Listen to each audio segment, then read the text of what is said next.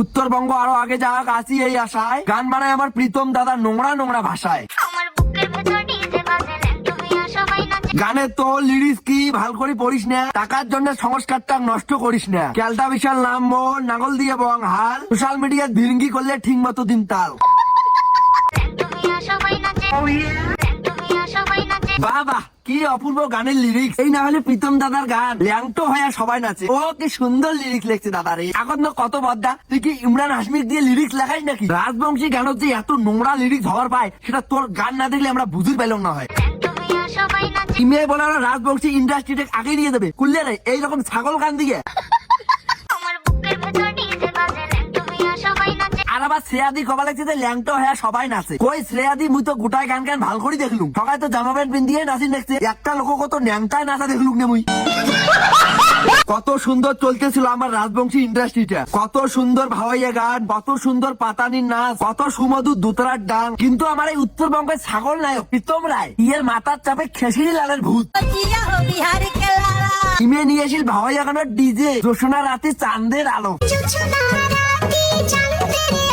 Fight করে দিল দোতরার ডাং, গানত নাগাল ডিজে বিট ঠিক ঠিক ঠিক। আর ইমরে গানে শুট করে খাটের উপরে।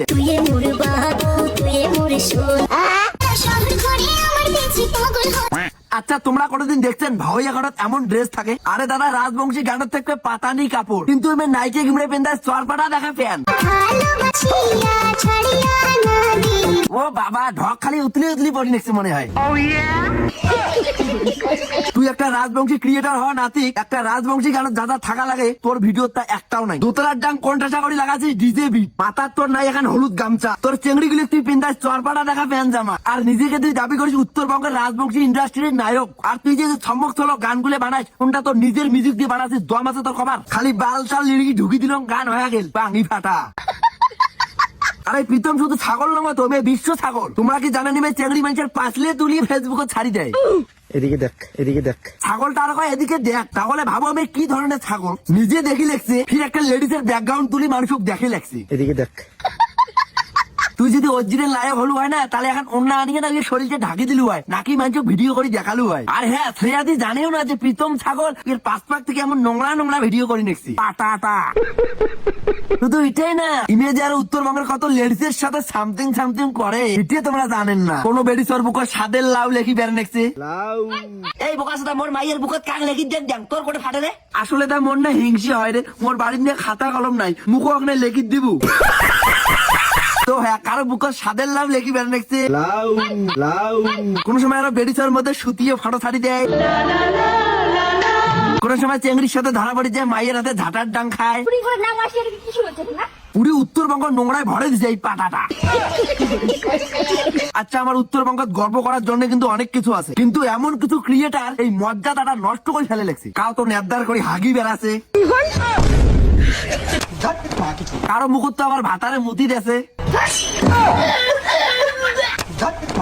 কাউ তো আবার পাশ করা ঝগড়ি।